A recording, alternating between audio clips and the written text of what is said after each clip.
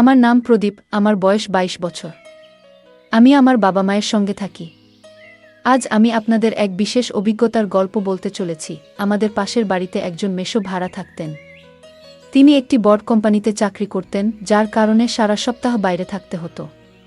তিনি কেবল সপ্তাহে ১ বা ২ বারই বাড়ি ফিরতে পারতেন। কিছুদিন আগেই তার বিয়ে হয়েছে এবং তার স্ত্রী দেখতে অসাধারণ সুন্দরী। তার বয়স ছিল প্রায় ২৭ বছর এবং তার ব্যক্তিত্ব ছিল অসাধারণ। গায়ের রং ছিল একদমই দুধের মতো ফর্সা, একটু স্বাস্থ্যবান, যা তাকে আরও আকর্ষণীয় করে তুলত। আর তিনি হালকা সাজগোজ করতেন, যা তাকে আরও আকর্ষণীয় করে তুলত। আমি প্রথম থেকেই তাকে অনেক পছন্দ করতাম। প্রতিদিন সকালে আমি ছাদের শরীর চর্চা করতাম। একদিন প্রতিদিনের মতো আমি ছাদে ছিলাম। হালকা শীতল বাতাস বইছিল, চারপাশে সোনালি রোদ পড়ছিল, পরিবেশ ছিল মনোরম। ঠিক তখনই আমি দেখলাম পাশের বাড়ির মাসিমা তাদের ছাদে এসে গাছের টবে জল দিচ্ছেন। তাকে খুবই শান্ত এবং হাসি খুশি দেখাচ্ছিলেন। তিনি তখন সুন্দর একটি নাইট ড্রেস পরেছিলেন। আমায় দেখে তিনি মিষ্টি হেসে বললেন, বাহ প্রদীপ, তোমাকে তো বেশ ফিট দেখাচ্ছে। রোজ শরীর চর্চা করো, খুব ভালো ব্যাপার। আমি একটু লজ্জা পেলাম, তবে হাসতে হাসতে বললাম, হ্যাঁ মাসিমা, স্বাস্থ্য ভালো রাখতে রোজ চেষ্টা করি। তিনি হাসি মুখে বললেন, খুব ভালো, তবে শুধু ব্যায়াম করলে হবে না, মাঝে মাঝে যোগ ব্যায়ামও করা উচিত। এতে শরীর যেমন ভালো থাকে তেমনি মনও শান্ত থাকে। আমি মাথা নেড়ে বললাম, ঠিক বলছেন মাসিমা, কাল থেকেই চেষ্টা করব। তারপর মাসিমা নিচে চলে গেলেন আর আমিও কিছুক্ষণ পর নিচে নেমে এলাম। কয়েকদিন পর আমাদের বাড়িতে একটি পূজার আয়োজন করা হয়েছিল। আমাদের বাড়িতে পূজার প্রস্তুতি চলছিল সকাল থেকেই। মা ব্যস্ত ছিলেন সমস্ত আয়োজন সামলাতে, বাবা আশেপাশের সবাইকে নিমন্ত্রণ করেছিলেন। আত্মীয়রাও আসার কথা ছিল। পুরো বাড়ি যেন এক আনন্দের পরিবেশে মেতে উঠেছিল। চারপাশে ফুলের সুগন্ধ, দ্বীপের আলো আর মন্ত্র উচ্চারণের সুর মিলেমিশে এক প্রশান্ত পরিবেশ তৈরি করেছিল। কিছুক্ষণ পর অতিথিরা আসতে শুরু করলেন। মেসো তখনও বাইরে কাজে ছিলেন, তবে মাসি এসেছিলেন। তিনি হালকা গোলাপি রঙের শাড়ি পরে এসেছিলেন, যা তাকে খুবই স্নিগ্ধ লাগাচ্ছিল। মা হাসি মুখে এগিয়ে গিয়ে তাকে অভ্যর্থনা জানালেন এবং প্রসাদের থালা তার হাতে তুলে দিলেন। আমি বাবার সাথে পূজার ব্যবস্থাপনার কাজে সাহায্য করছিলাম। ঠিক তখনই মাসিমা হাসি মুখে বললেন, প্রদীপ, তুমি খুব ভালোভাবে সবকিছু সামলাচ্ছ। পূজার কাজে এত আগ্রহ দেখানো সত্যিই প্রশংসনীয়। আমি হালকা হেসে উত্তর দিলাম, হ্যাঁ মাসিমা, মায়ের কাজে একটু সাহায্য করার চেষ্টা করি। তাছাড়া পূজা পাঠ করলে মনে এক ধরনের শান্তি আসে। মাসিমা সম্মতি সূচক মাথা নাড়লেন এবং বললেন, একদম ঠিক বলেছ, পূজা করলে বাড়িতে ইতিবাচক শক্তি থাকে। কিছুক্ষণ পর পূজা শুরু হলো এবং সবাই শান্ত হয়ে মন্ত্র উচ্চারণ শুনছিলেন। মা আমাকে আরতির থালা ধরে রাখতে বললেন। আমি ধীরে ধীরে সকলকে আরতি দিতে লাগলাম। যখন মাসিমার দিকে থালা বাড়িয়ে দিলাম, তিনি ভক্তিভরে হাত জোট করে প্রদীপের সামনে মাথা নত করলেন। তারপর মৃদু হেসে আমার দিকে তাকালেন। পূজা শেষ হওয়ার পর প্রসাদ বিতরণ শুরু হলো। আমি সবার মাঝে প্রসাদ বিলাচ্ছিলাম। তখন মাসিমা মজার ছলে বললেন, বাহ প্রদীপ, এখন তো তুমি অনেক দায়িত্বশীল হয়ে গেছ। এবার তো তোমার বিয়ের কথা ভাবা উচিত। আমি হেসে বললাম, এখনো অনেক দেরি আছে মাসিমা। আপাতত পূজার কাজটা ঠিকঠাক শেষ করি।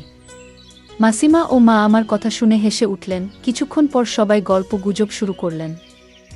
আমি কাছেই বসে মাসিমার সাথে কথোপকথনে যোগ দিলাম। তিনি বলছিলেন কেমন ছিল তাদের গ্রামের পূজা, কিভাবে বড়সড় আয়োজন করা হতো। কথা বলতে বলতে একসময় মাসিমা বললেন, আচ্ছা, এখন চলি। আমি দরজার কাছে গিয়ে মাসিমাকে বিদায় জানালাম। তিনি হাসি মুখে বললেন, ঠিক আছে প্রদীপ, আমি এখন উঠছি। অনেক কাজ বাকি আছে। আজকের দিনটা সত্যিই খুব ভালো কাটল। মা তাকে আবার আসার আমন্ত্রণ জানালেন আর তিনি হাসতে হাসতে সম্মতি দিলেন।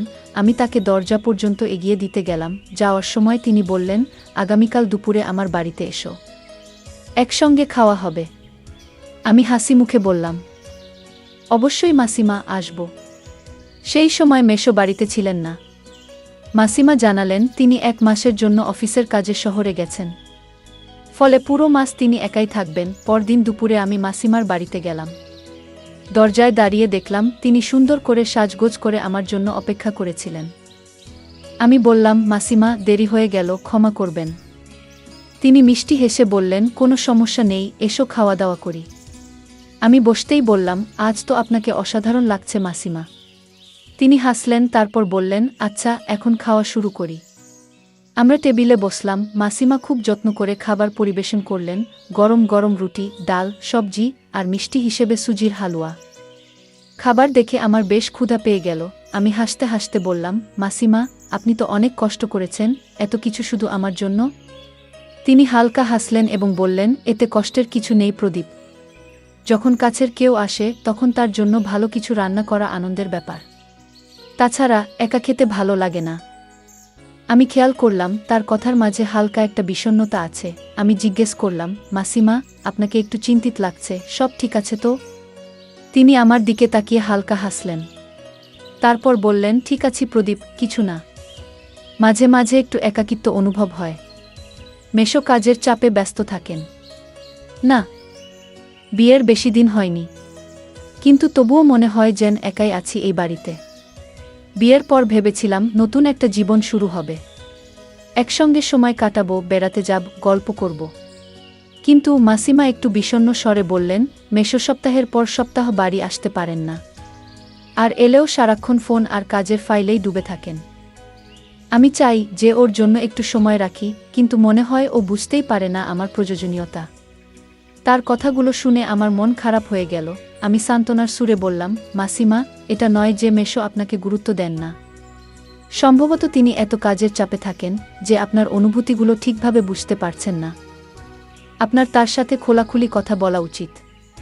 তিনি হালকা হাসলেন, তারপর বললেন, কথা বলার সুযোগই বা কই? যখন ফোন করি তখন ব্যস্ততার অজুহাত দিয়ে তাড়াতাড়ি রেখে দেন। কখনো কখনো তো দুদিন ফোনই করেন না। আমি তো সবসময় ওর ভালো চেয়েছি, কিন্তু আমার একাকিত্ব বুঝতে পারে না। আমি বুঝতে পারছিলাম তার যন্ত্রণা। তিনি সংবেদনশীল, স্মার্ট একজন মানুষ, যিনি কেবল একটু ভালোবাসা আর সঙ্গ চেয়েছিলেন।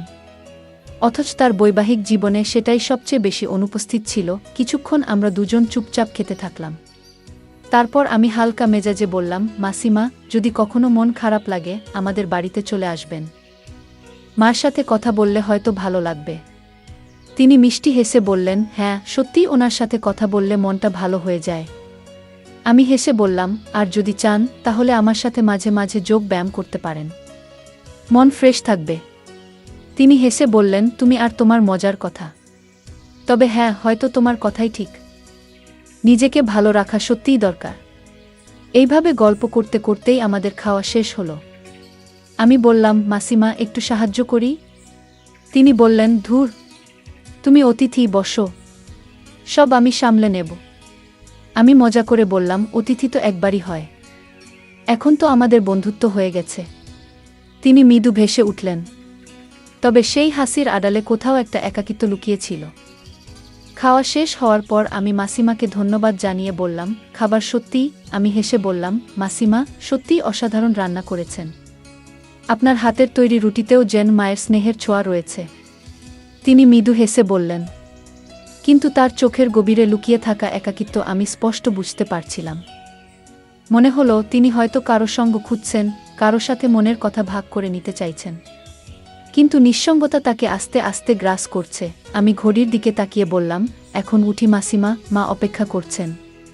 তিনি মাথা নেড়ে বললেন, ঠিক আছে, কিন্তু যাওয়ার আগে মাকে আমার প্রদীপের জানিয়ে দিও। আর শোনো, যখন ইচ্ছে হবে চলে এসো, একা একা থাকতে ভালো লাগে না। আমি মজা করে বললাম, অবশ্যই মাসিমা, এখন থেকে তো নিয়মিত আসতেই হবে। তারপর আমি বিদায় নিয়ে বাড়ির পথে রওনা দিলাম। পথে আসতে আসতে আমি মাসিমার কথা ভাবছিলাম। আমি ছাদে ব্যায়াম করছিলাম প্রতিদিনের মতো, কিন্তু আজ একটা অদ্ভুত ব্যাপার লক্ষ্য করলাম, মাসিমা আজ ছাদে আসেননি। তিনি প্রতিদিন সকালে গাছগুলোর যত্ন নিতেন, জল দিতেন, কিন্তু আজ কোথাও দেখা নেই। মনে একটু কেমন লাগলো। ঠিক তখনই মা ডেকে বললেন, প্রদীপ, একবার পাশের বাড়ি থেকে দেখে আয় তো। মাসিমা সকালেই বলছিলেন একটা দরকারি জিনিস লাগবে, কিন্তু উনি নিজে বেরোতে পারছেন না। আমি মাথা নেড়ে রাজি হয়ে গেলাম এবং সোজা মাসিমার বাড়ির দরজায় পৌঁছে গেলাম। দরজাটা বন্ধ ছিল, তাই ভেতরে উকি দিয়ে বললাম, মাসিমা, আপনি ঠিক আছেন? ভেতর থেকে তিনি বেরিয়ে এলেন, মুখে মৃদু হাসি, কিন্তু ক্লান্তির ছাপ স্পষ্ট। আরে প্রদীপ, এসো। হ্যাঁ, ঠিক আছি, একটু মাথা ধরেছে তাই আজ ছাদে যাইনি। আমি উদ্বিগ্ন হয়ে বললাম, আপনি ওষুধ খেয়েছেন? যদি বেশি অসুবিধা হয় ডাক্তার দেখানো দরকার। তিনি হালকা হেসে বললেন, না না, এতটা গুরুতর কিছু নয়। আসলে বাজার থেকে কিছু জিনিস আনতে হবে, কিন্তু আজ একা বেরোনোর ইচ্ছে নেই। তুমি কি একটু সঙ্গে যাবে? আমি এক মুহূর্ত না ভেবে বললাম, এতে আবার ভাবনার কি আছে? অবশ্যই, চলুন। চলো আমরা বেরিয়ে পড়ি, আমি বললাম। মাসিমা হালকা হেসে ভেতরে গেলেন আর শাড়ি ঠিক করতে লাগলেন। আমি বসে অপেক্ষা করছিলাম। কিছুক্ষণ পর তিনি বাইরে এলেন, হালকা গোলাপি রঙের শাড়ি পরে, কপালে ছোট্ট টিপ, তার চিরচেনা সৌন্দর্য আর সাদা মাথাটা। সাজ দেখে মনে হলো সত্যি সৌন্দর্য জাঁকজমকের উপর নির্ভর করে না। তিনি হাসতে হাসতে বললেন, প্রদীপ, চলো, দেরি হয়ে যাচ্ছে, বাজার বন্ধ হওয়ার আগেই পৌঁছাতে হবে। আমরা দুজন পায়ে হেঁটে বাজারের দিকে রওনা দিলাম। পথে যেতে যেতে আমি তার পুরনো দিনের কথা জানতে চাইলাম। মাসিমা একটু থেমে বললেন, প্রদীপ, যখন তোমার মাসো ছিল তখন এই একাকিত্ব কখনো অনুভব করিনি। উনি সবসময় পাশে থাকতেন, ছোট বড় সব কিছুতেই খেয়াল রাখতেন। এখন শুধু স্মৃতিগুলোই বেঁচে আছে। আমি কিছু সময়ের জন্য চুপ করে গেলাম। তার কথাগুলো মনে গেঁথে গেল। তারপর হালকা হাসি দিয়ে বললাম, মাসিমা, এখন তো আমি আছি। যখনই একা লাগবে আমাকে ডাকবেন, আমি সঙ্গে সঙ্গে চলে আসব। মাসিমা মৃদু হাসলেন, যেন কথাগুলো তার মনে একটু প্রশান্তি এনে দিল। কিছুক্ষণের মধ্যেই আমরা বাজারে পৌঁছে গেলাম। লিস্ট দেখে তিনি চাল, ডাল, মশলা আর কিছু সবজি কিনলেন। বাজারের ব্যস্ততা ধীরে ধীরে কমে আসছিল। আমরা বাজার থেকে বেরিয়ে আসার সময় দেখতে পেলাম চারপাশে সন্ধ্যার ছায়া নেমে এসেছে। আমরা ভেবেছিলাম একটা অটোরিকশা পেয়ে যাব, কিন্তু চারদিকে একটাও দেখা যাচ্ছে না। মাসিমা একটু চিন্তিত হয়ে আমার দিকে তাকালেন। মাসিমা যখন বাজার থেকে কেনা জিনিসগুলো তুলতে গেলেন, আমি তাড়াতাড়ি বললাম, মাসিমা, থাক, এসব আমি তুলে নেব, আপনি শুধু আরাম করে হাঁটুন। তিনি হালকা হাসলেন আর আমরা ধীরগতিতে পায়ে হেঁটে বাড়ির পথে রওনা দিলাম। পথে মাসিমা আমার পড়াশোনা আর কাজের ব্যাপারে জানতে চাইলেন। আমি হেসে হেসে কিছু মজার গল্প বললাম, যেগুলো শুনে তিনি প্রাণ খুলে হেসে উঠলেন। তার সেই হাসির শব্দ আমার মন ভালো করে দিল। মনে হলো হয়তো কিছু সময়ের জন্য হলেও তার একাকিত্ব দূর করতে পেরেছি। বাড়ি পৌঁছে দেখি মাসিমা বেশ ক্লান্ত হয়ে পড়েছেন।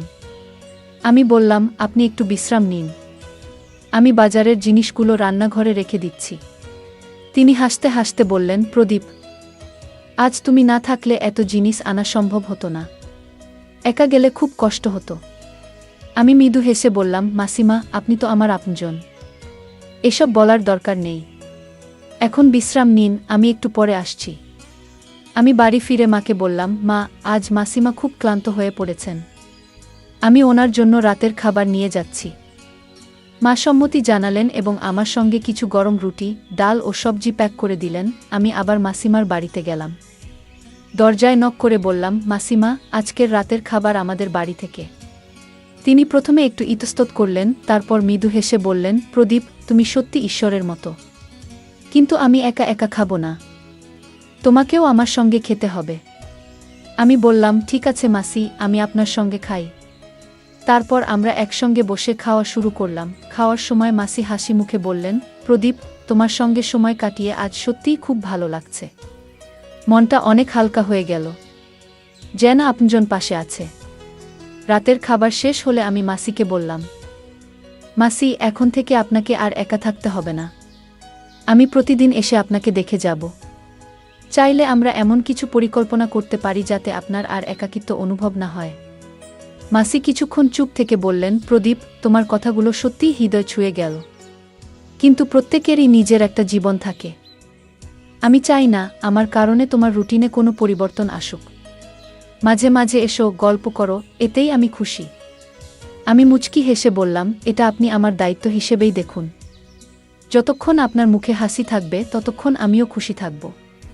সেদিন রাতেই আমি বাড়ি ফিরে এলাম, কিন্তু মনে মনে ঠিক করলাম যে মাসির জীবনযাত্রায় কিছু পরিবর্তন আনব যাতে তিনি আরও ভালো সময় কাটাতে পারেন। পরের দিন সকালে আমি মাকে বললাম, মা, আমি ভাবছি মাসির জন্য কয়েকটি গাছ ও বই নিয়ে যাব, এতে তার সময় ভালো কাটবে এবং একাকিত্ব দূর হবে। মা রাজি হলেন এবং কিছু পুরনো বই ও ছোট ছোট গাছের টব সাজিয়ে দিলেন। দুপুরে আমি মাসির বাড়ির উদ্দেশ্যে রওনা দিলাম। আমি মাসির সামনে গাছের টব আর বইগুলো রাখলাম। মাসি অবাক হয়ে বললেন, প্রদীপ, এগুলো কি? আমি হাসি মুখে বললাম, মাসি, এগুলো আপনার জন্য, যখন একা লাগবে এই গাছগুলোর যত্ন নেবেন আর বই পড়বেন। আমি নিশ্চিত এগুলো আপনাকে ভালো সময় কাটাতে সাহায্য করবে। মাসির চোখে জল চলে এলো। উনি আলো কণ্ঠে বললেন, প্রদীপ, তোমার মনটা কত বড়।